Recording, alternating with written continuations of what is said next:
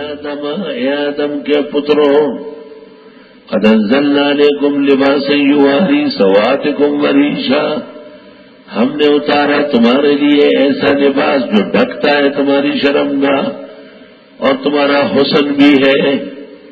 لباس کے دو فائدے ہیں، ایک تو بعض اعضاء جو نظر نہیں آنا چاہیے ان کا ابھار داغتا ہے۔ آپ نے قمیض پہنی ہے، اتفاق سے آپ کے سینے بڑے بڑے وہ نظر نہیں آتے، آپ کا پیٹ بڑا ہے وہ بھی اندر ہو گیا ہے، آپ کی اور چیزیں بڑی بڑی ہیں، اتفاق سے وہ ذرا بحث نما ہے، آپ اتنی بڑی قمیض پہنے کہ پتہ ہی نہیں چلے۔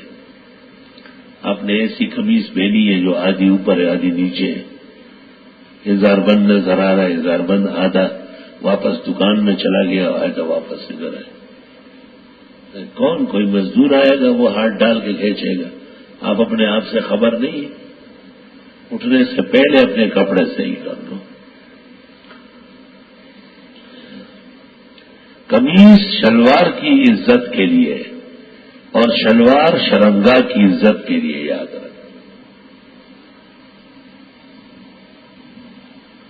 شرمگاہ کو ڈھانکنے کے لیے شلوار ہے اور شلوار کے نیفے اور اس کے سلوٹوں کو چھپانے کے لیے قمیص ہے، تو قمیص اتنی بڑی ہو کہ وہاں تک پہنچے۔ اور بعض بیبیاں جو چھوٹا لباس پہنتی ہے ان کی گھڑی نظر آتی ہے، ان کی انگوٹھیاں نظر آتی ہے، یہ بھی نظر آتی ہے کہ زیادہ خوبصورت نہیں ہے، سانولی ہے، یہ بھی نظر آتا ہے کہ میک اپ میں بہت کوشش کی ہے۔ نو کمناوی چپخپلا خائستہ نوی نسو کے سکاندہ خائستہ مور اونیا، جو دلہن خود خوبصورت نہ ہو وہ ٹیس ٹپاس سے کبھی خوبصورت نہیں ہو۔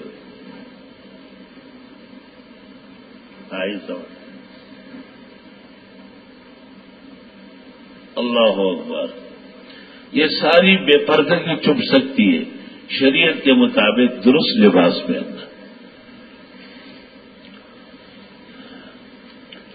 حیدر پنجاب چھچ میں ایک جگہ ہے، وہاں ایک بڑے بزرگ تھے، ان کو کسی نے ململ کا کرتا باریک لٹے کی شلوار لے آئے، گرمی ہے ذرا یہ پہنے، حضرت نے کہا نہیں نہیں یہ نہیں پہن سکتے، اس میں جسم نظر آتا ہے۔ جی کیا فرق پڑ رہا ہے؟ پہلی بات تو اس لیے پہنتے کہ جسم نظر نہ آئے، فرق تو پڑ رہا ہے۔ تو اس نے کہا کہ سمے کے لوگ یعنی سرحد والے سب موٹا کپڑا پہنتے ہیں، تو بابا جی نے کہا سرحد والے تم سے ایمان میں اونچے ہیں، تمہیں یہ پتہ نہیں ہے، تم ان کو کہاں پہنچ سکتے ہو۔ تو واہ، لباس پہنتے ہوئے پہلے شریعت کو دیکھو، پھر زینت کو دیکھو اور پھر لذت کو دیکھو، یاد رکھنا۔ اے آدم کے بیٹو، بیٹی بھی مراد ہے نا، ہم نے دیا تمہیں لباس جو ڈھانک کے تمہاری شرمگاہوں کو، وریشا، اور یہ لباس تمہارے پر بھی ہے یعنی حسن بھی ہے۔ لباس سے آدمی کتنا خوبصورت ہوتا ہے۔ اگر کرتا شلوار اتار کے آپ ادھر آ جائے، یہی طلبا تمہیں پکڑ کے تیپائیوں کے ساتھ باندھ لیں۔ اپنا باپ کیوں نہ ہو، اپنا بزرگ کیوں نہ ہو، علامہ ہو، محفوظ فرمائے، لباس کے بغیر نہیں دیکھا جائے گا۔ وَلِبَاسُ التَّقْوَىٰ ذَلِكَ خَيْرٌ، لباس پرہیزگاری کا یقیناً بہتر ہے۔ التقویٰ یہاں پر مضاف محذوف ہے، لباس و اہل التقویٰ، ہر دور اور ہر زمانے کے علماء دین ان کا لباس شرعی لباس ہوتا ہے، یاد رکھنا۔ جیسے وہ پہنتے ہیں ان جیسے پہننا پڑے گا۔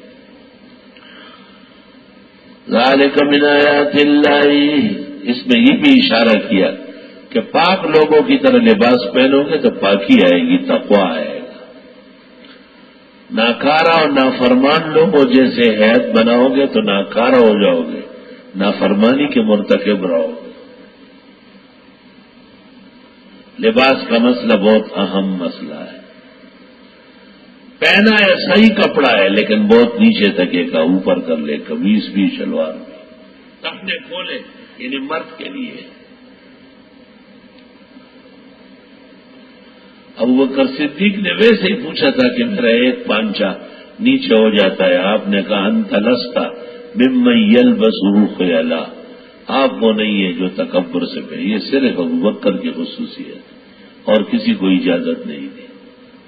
صحیح مسلم کتاب البیوع، ترمذی، نسائی، ابن ماجہ۔ ثلاثۃ لا یکلمہم اللہ ولا یزکیہم ولا ینظر الیہم، 3 آدمیوں کو اللہ نظر رحمت سے نہیں دیکھے، بات نہیں کرے گا، پاک نہیں ہونے دے۔ المنان، احسان جتلانے والا، والمنفق صلاتہ بالیمین الکذب، جھوٹی قسمیں کھا کر سامان بیچنے والا تو، وہ مسبل الازار، اور جو شخص شلوار کے 5-6 ٹخنوں سے نیچے رکھتا ہے، مردوں کے شلوار کے 5-6 ٹخنوں کے نیچے ہے، بہت نامناسب بات۔ اس حدیث سے پتہ چلتا ہے کہ اسبال الازار حرام ناجائز ہے۔ اور ابو داؤد کتاب اللباس میں ہے صفحہ 209، جو ہمارا نسخہ ہے، کہ ایک شخص نے نماز پڑھی، پھر پیغمبر کے پاس آیا، آپ نے کہا آئد صلاتک والوضوء جمیعا، نماز و وضو دوبارہ پڑھو۔ وہ دوسری، تیسری، چوتھی مرتبہ گیا، آخر میں آ کے بیٹھ گیا کہ میری یہی نماز ہے۔ آپ نے کہا صلیت ولکن اسبلت ازارک، تم نے نماز تو پڑھی تھی لیکن ازار آپ کا پنچے وہ ٹخنوں کے نیچے تھے۔ وَإِنَّ اللَّهَ تَعَالَى لَا يَقْبَلُ صَلَاةَ مُسْبِلِ الْإِزَارِ، اللہ ایسے شخص کی نماز قبول نہیں کرتا کہ مرد ہونے کے باوجود اس کے ٹخنے پانچوں میں ڈھکے ہو۔ احتیاط کرو بہت زیادہ۔ اور حضرت عمر کے آنتڑیاں کٹیے، اور طبیب نے اس کو نبیذ اور دودھ اونٹنی کا پلایا اور کہا آؤ سے امیر المومنین وصیت کرے وقت کم ہے۔ اس دوران صہیب رومی آیا، حضرت عمر کو تکلیف میں دیکھی، چیخ چیخ کے رویا۔ جب صہیب پلٹ گیا تو عمر نے دیکھا، کہا واپس ہو جاؤ، واپس آیا، کہا ارفع ثوبک، کپڑا اوپر کرو، فإنه أنقى لثوبك وأتقى لربك، کپڑا بھی پاک رہے گا، اللہ بھی خوش ہوگا۔ اے طالب علموں، اے علماء کرام، اے تفسیر میں آنے والوں، ذرا مقام عمر اور عمر کے زخموں سے حیا کرو۔ کس تکلیف میں ہے لیکن آپ نے ایک منکر کو فوراً ٹوکا۔ قلب میں سوز نہیں، روح میں احساس نہیں، کچھ بھی پیغام محمد کا تمہیں پاس نہیں۔ ہائے ہائے۔ ایک نے مجھے کہا لوگ چاند پر پہنچ گئے اور آپ ابھی تک لوگوں کے نیفے اور پانچے بیان کرتے ہیں۔ میں نے کہا جب آپ چاند پر جائیں گے نا تو ہم بھی پیچھے سے آواز لگائیں گے کہ پانچے اوپر کرو۔ ایسا نہ ہو کہ چاند کے چوکٹ سے تیری شلوار پھنس کے دڑام سے ہلاک ہو جائے۔ کم وقت انفن فلما ویستن فی السما، میں کونا کے غلچ اور خبریں پھار غچ ناس دلتا دیا دباؤ ہمارے اوپر چاند کا کر رہا وقتوں کے کونا کے غلچ اور خبریں پار غچو، بیٹھا ہوا ادھر ہی ہے، کھاتا پیتا ہے اور دم کی ہم کو چاند والی دے رہا ہے۔ چاند کی حالت زمین سے کم ہے کیونکہ محمد عربی زمین پر آئے، چاند پر نہیں آئے، یاد رکھنا۔ اس لیے ہم ان دباؤ میں آنے والے لوگ نہیں ہیں۔ آئی سمجھ مدعی گو پھرو و نقطہ بحافظ میں فروش، کل کے معنی زبانی و بیانی دارا۔ ہمیشہ ٹماٹر پھل اور تھونس میں آنے والے کب ہیں؟ میں نے کہا جب تم چاند پر جاؤ گے نا گاڑی سے اترو گے، پیچھے سے میری آواز آئے گی کہ پانچے اوپر کو میں لے اٹھا سو تلے نہیں اور منہ میں نہ اڑ گئے۔ تارے خبری یا رکاوٹوں نے حداب تبلیغ کے خلاف باتیں ہیں، مضبوط سینہ سے بھر رہو۔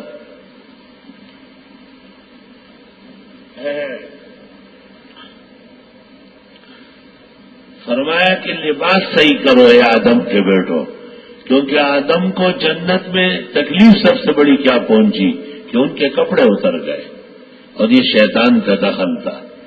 جس نے بھی شیطان کا رنگ قبول کیا وہ عالم والا لباس نہیں رہے گا، وہ تقوادار اور پرہیزگاروں کے لباس سے پیچھے ہٹ جائے گا، وہ فسق و فجور میں مبتلا ہو جائے گا۔ تو تقوی اختیار کرنے کے لیے اور پاک بننے کے لیے اور نیک خصلتیں قبول کرنے کے لیے نیکوں جیسے شکل و صورت بنانی ضروری ہے۔ شاعر کہتا ہے ان لم تکونوا منهم فتشبہوا، ان لم تکونوا منهم فتشبہوا، اگر تم ان جیسے نہیں ہو تو ان جیسے شکل اختیار کرو۔ ان لم تکونوا منهم فتشبہوا لأن التشبہ بالکرام فلاح، کامیاب لوگوں جیسی شکل و نقل کرنا بھی کامیاب ہے۔ لا الہ الا اللہ۔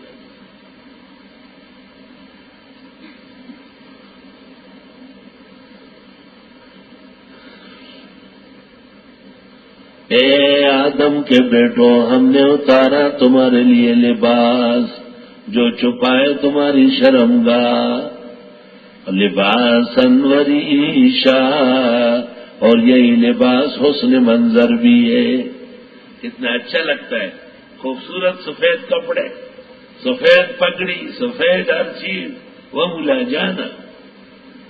مجھے کہتے سفید کا کہ میں سفید کی بات نہ کرو، وہ ہمارا مذہبی رنگ ہے، اس کا ثانی کوئی رنگ نہیں ہے، سفید سفید ہے۔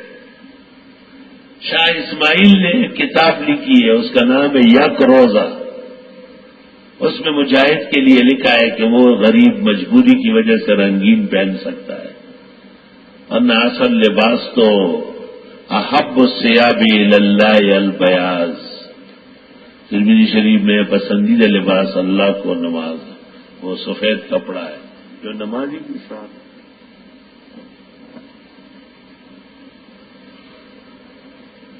علماء بیٹھے تھے آپس میں کہہ رہے تھے سفر کے لیے تو استعمال کر سکتے ہیں رنگین۔ میں نے آواز دی کہ سب سے بڑا سفر آخرت کا ہے اور کفن سفید ہوتا ہے۔ معلوم ہوتا ہے کہ یہ قاعدہ بھی کوئی زیادہ مضبوط قاعدہ نہیں ہے، سفر میں بھی سفید کرنا، ہر وقت سفید سفید رہو، چمک دمک رہو۔ بخاری اور ترمذی میں ہے کہ رسول اکرم صلی اللہ علیہ وسلم اور ابو بکر صدیق کے سفر ہجرت کے لیے سفید کپڑے پہنے گئے، اور اہل مدینہ کو ایک آدمی نے کہا جن کو تم روز ڈھونڈتے ہو وہ آ گئے، انہوں نے کہا کیا دلیل ہے؟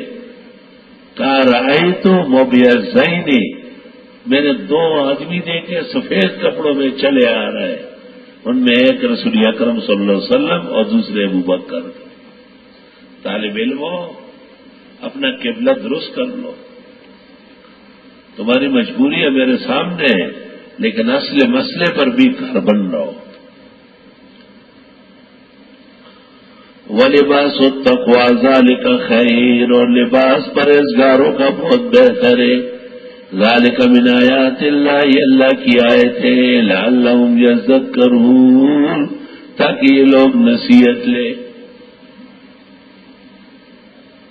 یا بنی آدم لا یفتننکم الشیطان، اے آدم کے بیٹو تمہیں بہکا نہ دے شیطان۔ کما اخرج ابویکم من الجنہ، جیسے نکالا تمہارے ماں باپ کو جنت سے، ینزع عنہما لباسہما، اتارا ان دونوں سے ان کا جنتی لباس۔ اپنے ماں باپ پر غیرت کرو، ان سے شیطان نے جنتی لباس اتارا۔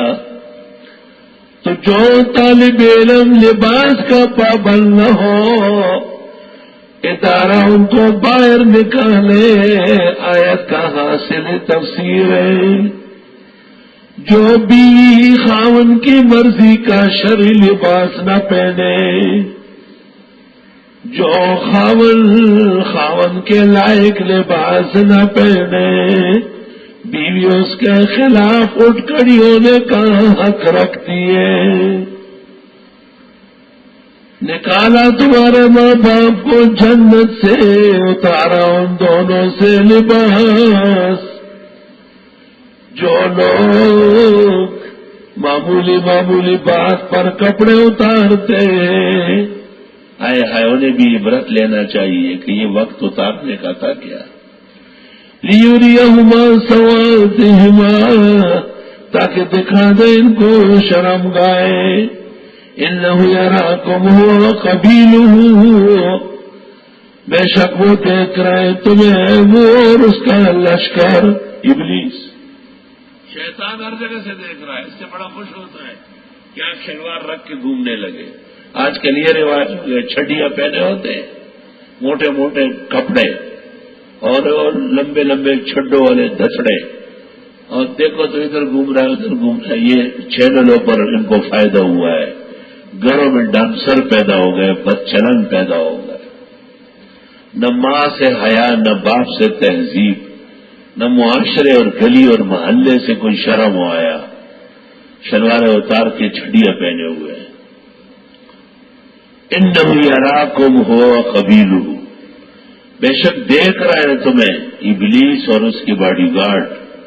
قبیلہ اے جیلہ اے قومہ و قبیلہ. من حیث لا ترونہم تم تو ان کو دیکھ نہیں سکتے، ہمیں تو نظر نہیں آتا لیکن وہ تو دیکھ رہے، خاص کر عریان حالت پر خوش ہوتے ہیں. انا جعلنا الشیاطین اولیاء ہم نے بنائے شیطانوں کو دوست، للذین لا یؤمنون ان لوگوں کے جو ایمان نہیں رکھتے. وَإِذَا فَعَلُوا فَاحِشَةً اور جب وہ کوئی فعل کر لے بے حیائی کا، قَالُوا وَجَدْنَا عَلَيْهَا آبَاءَنَا کہتے ہیں پایا ہم نے اس پر اپنے بڑوں کو. واللہ امرنا بها اللہ نے ہمیں ایسا کہا. بے حیائی کے کاموں کو کہتے ہیں ہماری شریعت میں، ہمارے مذہب میں خیر ہے. قل ان اللہ لا یامر بالفحشاء بے شک اللہ حکم نہیں دیتا بے حیائی کا. اتقولون علی اللہ ما لا تعلمون کہتے ہو اللہ پر وہ جو جانتے نہیں.